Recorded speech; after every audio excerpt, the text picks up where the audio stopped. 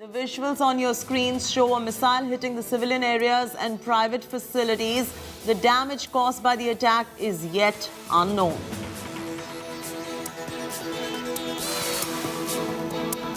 Defining image number 5 now. Russian air raid is causing widespread damage. Let's bring you those visuals. There you go. On your screens are from Kyiv village on the outskirts of Kyiv. You can see the shelled buildings on your screens very clearly. Burnt vehicles too. The debris of the damaged houses lying on the ground too.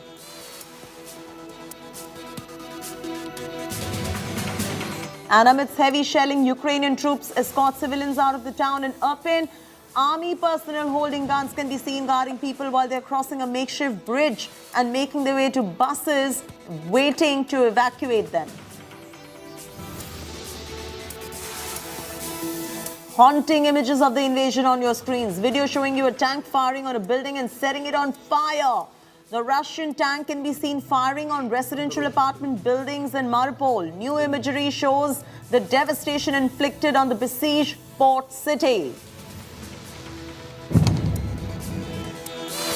And these images are shared by Russian Defense Ministry that show the Russian airborne forces landing and taking control of the airfield in Ukraine.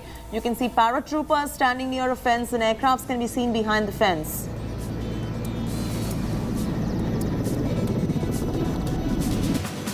Following the Russian invasion of Ukraine, anti-war protests have erupted in Finland's capital city of Helsinki. Thousands of protesters, you can see there, have taken to the streets, marched in support of Ukraine. The 10th defining image now. Widespread destruction all around Ukraine turns fierce. On your screens is the scary aftermath of heavy bombing caused by relentless attacks of Russian forces in Ukrainian town Kyiv in Kyiv region. The aftermath of the attacks has left capital Kyiv and adjoining cities deserted and in devastating condition. Visuals on your screen showing bomb craters, destroyed houses, damaged buildings in Ukraine's Kyiv village.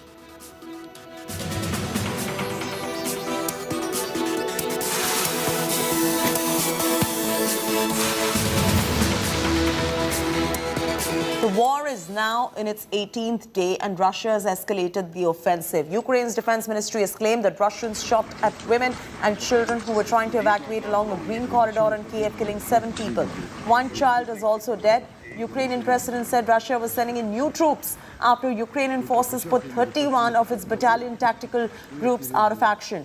Air raid alerts are surrounded in almost every region in Ukraine. There are several regions where air raid alert has been sounded off. Residents have been asked to go to the nearest shelter. On Sunday, Ukraine claimed to shoot down 2 Russian choppers in Kherson. On Saturday, Zelensky proposed to meet Putin with the condition that Israel mediates the talks. Zelensky asked Israeli Prime Minister to act as an intermediary. This is coming at the back of German Chancellor and French President Macron dialing Putin, urging the Russian president to agree on an immediate ceasefire in Ukraine. Rajesh is now joining us for the very latest. Rajesh Pawar reporting from Kyiv and Ukraine, putting his own life at stake, bringing you all these ground reports. Rajesh, what is the situation looking at this point of time? And secondly, Rajesh, there has been air raid alert which has been sounded off in several cities, which we did break the story about a couple of minutes ago. If you could just also tell us which regions are these and whether or not Ukrainians have been asked to go to the nearby settlement areas. Look, as far as Kyiv is concerned, it was again a quiet night. This has been now almost 8 days and 8 nights when Kyiv has not witnessed any kind of air raids or missile attack in last 8 days, except for yesterday when there were 2 blasts.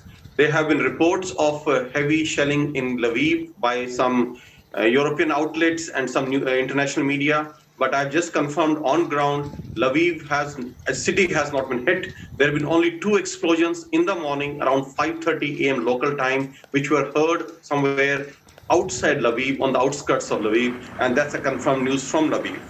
As far as same about Kharkiv, where the reports of heavy fighting have been coming, On-ground report I confirmed from a fellow journalist who is in Kharkiv right now. Not much of shelling or fighting taking place in the Kharkiv city as such as of now. However, the air raids, the missile attacks in western Ukraine have now intensified, and the focus of Russian air attacks has shifted from south and east of Ukraine to the west of Ukraine now.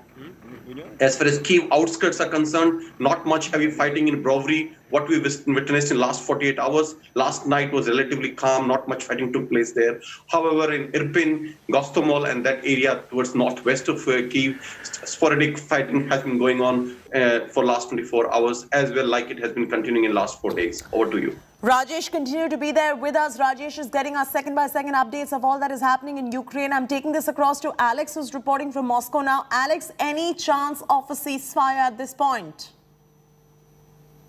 I would suggest not. I don't think so. I think Putin is very determined to take Kyiv, to take Kharkiv, to take the capital. And I do not foresee a ceasefire happening anytime soon. This is Russia. Putin is very determined in his conquest of Ukraine and particularly of Kyiv, the capital.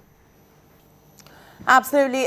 Alex, do stay on with us. So as Alex says, there is no chance of a ceasefire at this point of time, although there are talks that are brewing at the moment. As Alex is reporting from Moscow, bringing us latest details, that there's very slight chance of a ceasefire. Huge plumes of smoke, the sky lit up by massive blaze. These were scenes in the town of Kyiv, in the outskirts of capital Kyiv, after Russian rockets attacked yet another Ukrainian airbase. Kyiv Mayor Natalia claimed that the air attack also hit an ammunition depot, leading to a huge explosion. It's clear Russian forces have a strategy at hand to cripple Ukrainians' fight back in the skies by targeting air bases.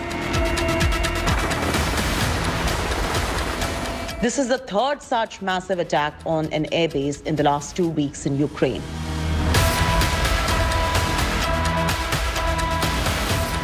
This is how Vinnytsia Harishovka airport looks like now, in pieces, shattered, completely destroyed.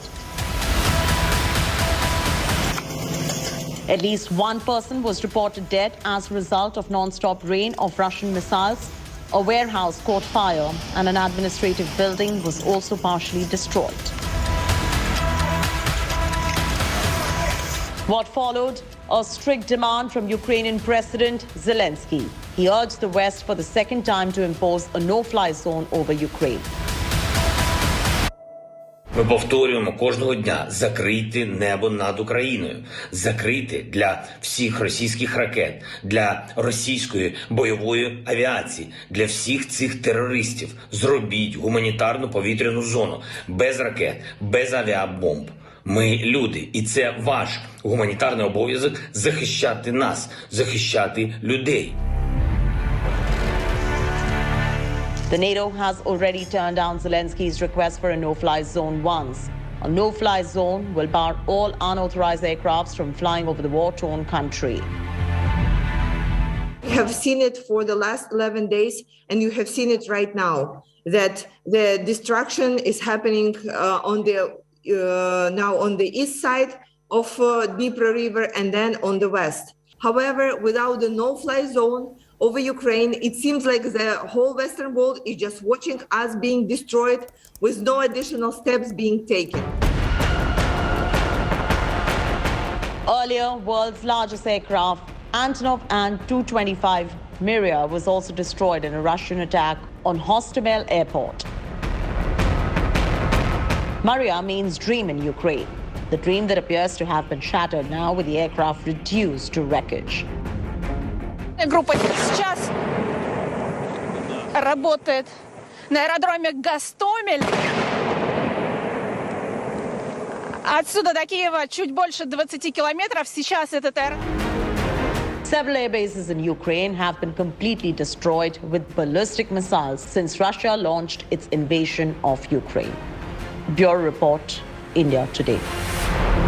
Alex is now reporting from Moscow. Alex, as you mentioned earlier to us as well, there seem to be no signs of ceasefire, but there have been talks. There have been talks that have been going on between France and Germany as far as this particular ceasefire is concerned. Will they manage to convince Putin of a ceasefire? Where do they stand on these talks? These talks, the Kremlin released a report that they spoke for about 75 minutes on Saturday, and that Putin suggested that there had been some progress in negotiations with Ukraine, but however, there was no agreement on a ceasefire. And it looks like, I do not foresee a ceasefire happening anytime soon. As I've said before, Putin is very determined to take Kyiv, to take Kharkiv, to take conquest of Ukraine. So I would not, if I was a betting man, I would not bet that there will be a ceasefire anytime soon. All right, Alex, thanks for joining us with that news that is coming in. We'll keep coming back to you for all the latest updates that are coming in from Moscow at the moment. We're slipping into a break, but when we return, the heart-warming moment captured on camera. Let's leave you with these visuals and join you on the other side of the shot. Commercial break.